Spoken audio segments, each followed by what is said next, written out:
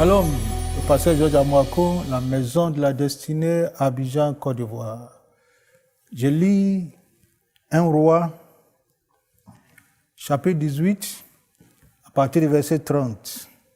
1 Roi 18, le verset 30. C'est le prophète Élie qui parle. « Approchez-vous de moi ». Tout le peuple s'approcha de lui. Et Élie rétablit l'autel de l'Éternel qui avait été renversé. Il prit 12 pierres d'après le nombre des tribus des fils de Jacob, auxquels l'Éternel avait dit, « Israël sera mon nom ». Et il bâtit avec ces pierres un autel au nom de l'Éternel. Il fit autour de l'autel un fossé de la capacité de 2 mesures de semences. Il arrangea le bois. Il coupa le taureau par morceaux et le plaça sous le bois. Puis il dit, c'est ici qui m'intéresse, il dit, remplissez d'eau 4 cruches et versez-les sur l'holocauste et sur le bois. Il dit, faites-le une seconde fois. Et il le fit une seconde fois. Il dit, faites-le une 3e fois. Et il le fit une 3e fois. L'eau coula autour de l'autel et l'on remplit aussi d'eau le fossé. Au moment de la présentation de l'offrande, Élie, le prophète, s'avança et dit, « L'Éternel Dieu d'Abraham, d'Isaac et d'Israël, que l'on sache aujourd'hui que tu es Dieu en Israël, que je suis ton serviteur, et que j'ai fait toutes ces choses sur ta parole. Réponds-moi, Éternel, réponds-moi, afin que ce peuple reconnaisse que c'est toi, Éternel, qui es Dieu, et que c'est toi qui ramènes leur cœur. » Et le feu de l'Éternel tomba, et il consuma l'holocauste, le bois, les pierres et la terre, et il absorba l'eau qui était dans la fossée. On peut souligner, et il absorba l'eau qui était dans la fossée. Quand tout le peuple vit cela, il tombait sur leur visage et dit, c'est l'Éternel qui est Dieu, c'est l'Éternel qui est Dieu. Saisissez les prophètes de Baal, leur dit Élie, qu'aucun d'eux n'échappe. Et il les saisit, Élie les fit descendre au torrent de Kizon, où il les égorgea. Et Élie dit à Ahab, monte, mange et bois, car il se fait un bruit qui annonce la pluie. Il se fait un bruit qui annonce la pluie. Qu'est-ce que se passe ici? On va parler d'une offrande inhabituelle. Et dans ce passage, on se pose la question, qu'est-ce qui était inhabituel dans ce passage? C'est faire un fossé profond autour de l'autel. Un fossé, c'est un caniveau, un canal. De 2, rempli d'eau, 4 cruches, et les verser sur l'eau. Les 4 cruches pleines d'eau qu'on verse sur l'eau à 3 reprises. La Bible dit l'eau coula autour de l'autel et l'on remplit aussi l'eau fossé. Il convient de rappeler que c'était une saison de sécheresse. Il n'y avait ni de pluie pendant 3 ans et demi. L'atmosphère était sèche et aride. Dans la période d'aridité, les cieux deviennent aussi lourds que l'arène et la terre aussi sèche que le fer. Il faut préciser que dans une saison d'aridité, au lieu de la pluie, c'est la poussière et la poudre qui couvrent le ciel. Et ces nuages de poussière dessèchent tout. C'est pour cette raison qu'à 1 Roi, chapitre 17, le verset 7, la Bible nous dit, « Il arriva qu'au bout de quelque temps, le torrent fut à sec. parce qu'il n'y avait pas eu de l'eau. Même l'homme de Dieu, Élie, il lui manquait de l'eau. Ce nuage dessèche l'atmosphère et la rend aride, stérile et dévastée. Dans une telle saison, l'élément le plus important, le plus précieux, c'est l'eau. Dans une telle saison, l'élément le plus rare, c'est l'eau. Et dans une telle saison, on ne gaspille pas de l'eau. On économise plutôt dans une telle saison. Mais pourquoi le prophète nous dit de verser l'eau sur l'autel, alors que nous sommes dans une saison de sécheresse, on n'a pas d'eau. En une telle saison, on ne verse pas une telle quantité d'eau sur un autel, sous aucun prétexte. Si on doit verser de l'eau sur l'autel, on le fait avec sagesse, en tenant bien sûr compte de la récession économique. Mais pourquoi Élie nous demande de verser une telle quantité d'eau sur l'autel? N'est-ce pas un gaspillage? Si l'on doit verser une telle quantité d'eau, ne penses-tu pas que la meilleure saison de verser une telle quantité d'eau sur l'autel serait dans une saison de pluie où il n'y avait pas de problème? Ce n'est pas le moment, de sécheresse qu'on doit verser l'eau sur un autel de bois. Alors, voici ce qui s'est passé. Élie, avant la prière, va rebâtir l'autel, ce qui est très très important. Et après avoir rebâti l'autel, Élie demande au peuple, aux enfants d'Israël, d'aller chercher de l'eau.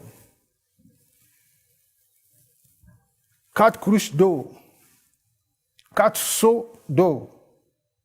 Élie dit, versez sur l'autel.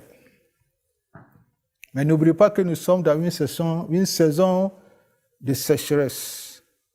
Nous sommes dans une famine. 3 ans et demi, il n'y a pas d'eau.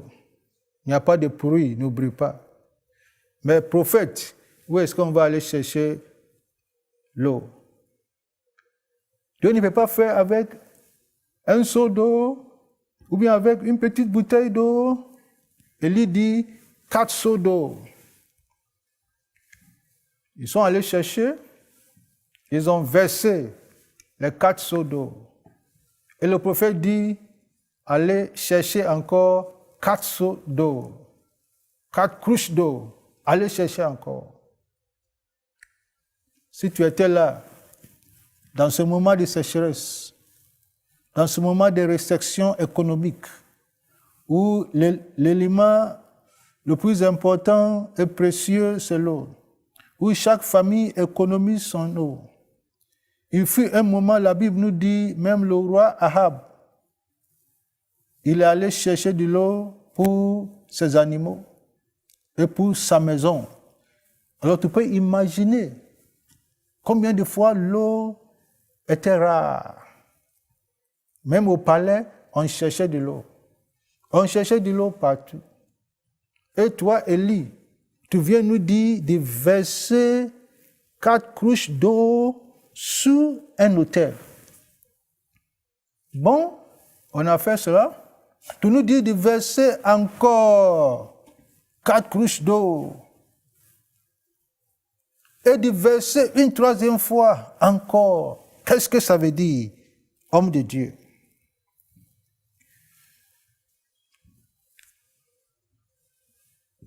Excellent enfant de Dieu, ce message est pour nous. Je suis dans les locaux d'enseigne-moi.com, ici au Canada. Et j'ai été à Paris. J'ai vu une grande différence Et j'ai vu la main de Dieu en action. Et j'ai vu aussi le sacrifice des enfants de Dieu. Le sacrifice sans faille, le soutien sans faille des enfants de Dieu. Mais c'est comme si Élie disait encore, mets encore de l'eau. Mets encore. On a mis de l'eau. On avait mis de l'eau. 4 cruches d'eau. C'est comme si le prophète disait, mets encore. Parce qu'on va dans une autre dimension. Mets encore. Et on dit au prophète, mais c'est dans la sécheresse, prophète. C'est toi-même qui as fermé le ciel. Ça fait 3 ans et demi, il n'y a pas de pluie. Tout est sec, tout est à sec et sèche. Où on va trouver de l'eau. Et lui dit, va chercher. Mais encore. C'est une parole prophétique pour nous. Dieu dit, vous avez soutenu, vous avez donné. Mais Dieu dit, va chercher encore 4 cruches d'eau. Mets sur l'autel d'enseigne-moi. On a mis. Et par la grâce de Dieu, on a acheté ce lieu. On a soutenu pour des émissions. Dieu dit, mets encore 4 cruches d'eau.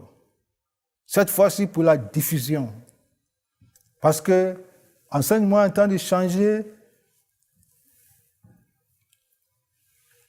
son image pour toucher un grand nombre de personnes. Et pour y arriver, Dieu a besoin de tous ses fidèles pour envoyer de l'eau sur l'autel. C'est vrai que c'est la sécheresse, nous attendons quelque chose. Tout le pays attendait la pluie. Et Dieu dit, tu veux la pluie, mets de l'eau. Envoie de l'eau et tu auras la pluie. Et l'homme dit, Seigneur, si tu me donnes la pluie, je vais te donner de l'eau. Et Dieu dit, c'est vrai, tu vas me donner de l'eau. Donne-moi de l'eau aujourd'hui. Et si tu me donnes de l'eau, je te donne de la pluie. C'est ce que le prophète disait. Donc, mets l'eau sur l'autel et Dieu nous donnera la pluie. Parce que ce qui a été intéressant est que l'autel avait soif. Il ne faut pas oublier. La terre avait soif. L'autel aussi avait soif. On doit satisfaire le besoin de qui? L'autel a soif. Ça veut dire Dieu a soif. La terre a soif. L'homme a soif. L'homme a besoin de la pluie pour s'aimer et récolter. Dieu aussi a besoin de la pluie sur l'autel. Et le prophète dit, donnez d'abord l'eau à Dieu. Donne d'abord l'eau à Dieu. Et Israël a compris. Ils ont mis de l'eau sur l'autel. Une première fois, une deuxième fois, une troisième fois. Et quand ils ont mis de l'eau, voici ce qui va se passer. Le feu descend. Et quand le feu descend, le feu vient pour absorber l'eau. Le feu, c'est la présence de Dieu. Dieu vient boire l'eau de son peuple. Dieu vient boire l'eau de son peuple. Même le fossé, le caniveau qui a été établi, la Bible dit, l'eau, il était rempli d'eau. Et la Bible nous dit, le feu y est rentré. Et le feu a absorbé l'eau. Combien de fois Dieu avait soif de l'offrande de son peuple. Et quand Dieu a bu l'eau de son peuple, Élie dit à Ahab, monte chez toi rapidement, parce que j'entends j'entends quelque chose. J'entends le bruit d'une grande pluie. Nous avons donné l'eau à Dieu. Lui aussi va nous donner la pluie. Et Dieu a donné une grande pluie. Après 3 ans et demi, il a plu. D'une manière exceptionnelle, d'une manière incroyable. Et ceux qui ont donné leur eau n'ont pas eu tort. N'ont pas eu tort. Il ne faut pas donner l'eau après la pluie. Il faut donner l'eau. Et Dieu va donner la pluie. Il faut mouiller l'autel. Il faut tremper l'autel de Dieu. Et c'est ce que Dieu nous demande de faire ici à enseigne-moi.com. Dieu nous demande de verser l'eau. Il ne s'agit pas cette fois-ci de l'eau naturelle ou minérale. Il s'agit d'une offrande inhabituelle. Il s'agit d'une offrande spéciale. Il s'agit d'envoyer ce ministère à une autre dimension. Il s'agit de s'aimer dans cette terre bénie. Il s'agit de se joindre à la voix de l'enseignement pour annoncer l'évangile partout. Il s'agit de toucher des vies au travers nos sacrifices, au travers notre offrande. Il est l'heure de donner. L'offrande a changé le climat. Et c'était un changement brusque.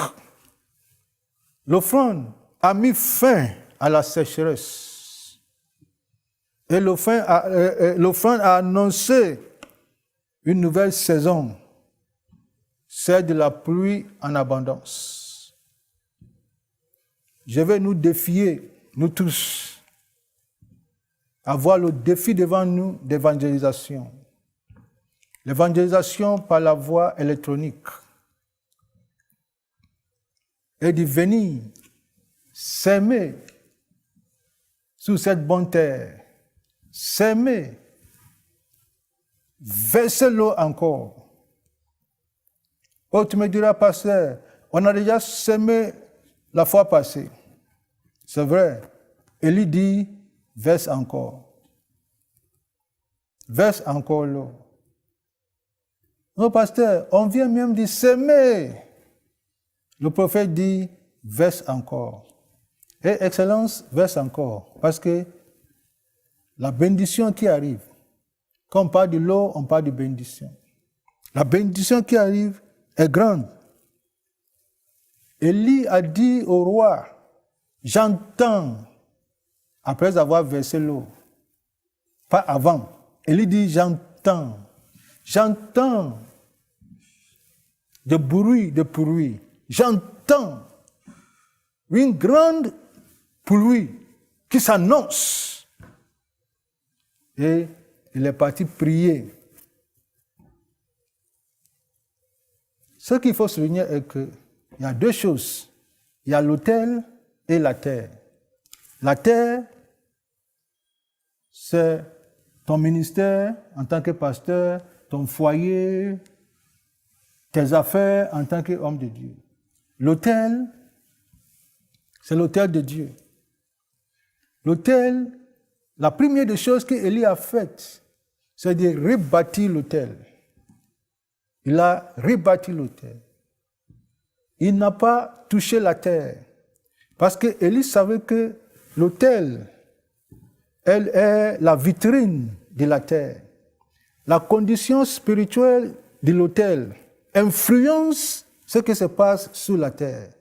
Alors, au lieu de verser l'eau d'abord sur la terre, Élie dit, verse sur l'autel. Et quand ils ont versé l'eau sur l'autel, voici ce que Dieu va faire. Dieu verse la pluie. Dieu fait venir la pluie sur la terre. Et une pluie en abondance. C'est ce que Dieu va faire. Il veut t'apporter une pluie de bénédiction. Il veut t'apporter une pluie de réveil spirituel. Il veut t'apporter une pluie de grâce et de faveur sans précédent. Mais Dieu dit d'abord, l'eau que tu as cachée, verse. Et Dieu dit, ce n'est pas gaspillage. Verse l'eau. Ce n'est pas gaspillage. Verse l'eau. Il faut s'aimer. Verse encore. Oui, c'est vrai. C'est dans un moment difficile. Dieu dit, verse encore. Verse encore. Parce que le miracle qui arrive, l'œil n'a point vu. L'oreille n'a point entendu. Ce n'est jamais venu dans le cœur des hommes. Je me rappelle, j'ai prêché ce message à Kampala, dans une grande église d'Assemblée de Dieu, à Kampala. Et le pasteur m'a dit de défier son peuple à donner. Et il y a un frère, il s'appelle Moïse, qui, avec sa femme, voulait acheter un terrain pour faire un restaurant. Et ils avaient un terrain que l'État a pris. Et ils ont prié pour que Dieu intervienne. L'État n'a pas fait signe. Alors ils voulaient acheter un autre terrain. Quand je prêchais dans l'église à Kampala, l'Esprit de Dieu a dit à Moïse, le frère, l'argent que tu as mis de côté pour acheter le terrain, là, donne à l'église. Et c'était difficile, parce qu'il a fait économie avec sa femme. Et sa femme aussi était dans l'église. Donne à l'église. Il était prêt à donner une partie, mais l'Esprit de Dieu lui dit, donne tout. Et c'était difficile pour lui. Alors qu'il est en train de discuter, sa femme vient. Au même moment que Dieu parle à son fils, il parle aussi à sa fille. Et sa femme vient. Et sa femme lui dit, Dieu m'a parlé. Dieu t'a dit quoi? Je ne sais pas, mais j'ai comme l'impression qu'il faut tout verser. Il faut verser toute l'eau sur l'autel. Et son mari a compris, mais il fait exprès, il lui demande, ça veut dire quoi? Il dit, tout ce qu'on n'a qu'à verser sur l'autel. On n'a qu'à laisser Dieu agir. Et le monsieur a compris. Et le monsieur lui a dit, c'est exactement ce que Dieu me dit. Mon problème, ce n'est pas moi, ce n'est pas Dieu, c'est toi. La femme. Alors, si toi-même, Dieu t'a parlé, on n'a qu'à faire, et ils ont fait. Ça, c'était dimanche. J'ai quitté là-bas dimanche soir. Lundi matin, le terrain qui a été confisqué par l'État, on appelle Moïse, on lui dit, l'État te redonne le terrain. L'État te redonne le terrain que nous avons saisi. On ne comprend pas, mais après un conseil de ministres, on a étudié, on a vu qu'il n'y a pas de restaurant dans cette zone. Et la personne, le frère en question, voulait faire un grand restaurant. On a décidé, l'État a décidé de te redonner le terrain. Et Moïse, il était dépassé. Il va voir son pasteur, il dit au pasteur, mais ça c'est un miracle inhabituel, comme le pasteur Georges a prêché. J'ai fait une offrande inhabituelle et voici ce que Dieu m'a fait. Et le terrain qui a été saisi et qui lui a été restauré était 4 fois plus grand que le petit terrain qu'il voulait acheter avec son argent, et Dieu lui a dit de donner à une offrande. Il fait offrande. Vous avez beaucoup de témoignages par rapport à donner. Aujourd'hui, c'est pour s'aimer dans le cadre d'enseignement, pour nous amener à une autre dimension, à une autre étape plus élevée, pour toucher un grand nombre de personnes, toucher toute l'Afrique, toute l'Europe, toucher l'Amérique du Nord et toucher le monde entier. C'est un grand défi. Il ne suffit pas de faire des émissions. Il faut aussi aller dans le stade de diffusion. Et c'est dans ce stade-là que nous sommes. Raison pour laquelle je suis venu te parler de verser l'eau sur l'autel d'enseignement.com. Verser l'eau encore. Pasteur, j'ai versé, verse encore. Pasteur, chaque jour je verse, verse encore. Verse encore. Pasteur, c'est dur, oui. Verse encore. Il y a une pluie qui t'attend. Tout ce que Dieu attend, c'est de verser ton eau. Ce n'est pas gaspillage. Verse ton eau et la pluie arrive. Et je vais prier pour toi. On a besoin de 350 000 euros. Et tu peux donner ce que Dieu te mettra à cœur. Tu peux tout donner, pourquoi pas. Tu peux donner une grande partie, pourquoi pas. Tu peux donner ce que tu as. Tu peux donner 10 000 euros. Tu peux donner 10 000 dollars. Tu peux donner 1 million de dollars. Tu peux donner 5 000 dollars. Tu peux donner des francs CFA. Alors, viens verser. Il faut contacter les numéros sur l'écran. Et rapidement, appelle, dit, je vais verser mon eau sur l'autel. Je vais verser mon eau sur l'autel. Et je joins ma foi avec toi. Alors que tu verses ton eau, encore une fois, sur l'autel. Dieu va te visiter avec une pluie. Attends cette pluie. Et la pluie arrive chez toi. Une pluie en abondance que tu ne peux même pas avoir, tu ne peux même pas contenir. Que le Seigneur te bénisse. Et c'est une parole pour toi. Saisis cette parole. Et viens verser ton eau. Et tu verras la gloire de Dieu. Que le Dieu d'Élie ouvre les excuses du ciel. Et que Dieu fasse venir cette pluie de bénédiction sur ta vie dans le nom puissant de Jésus. Amen.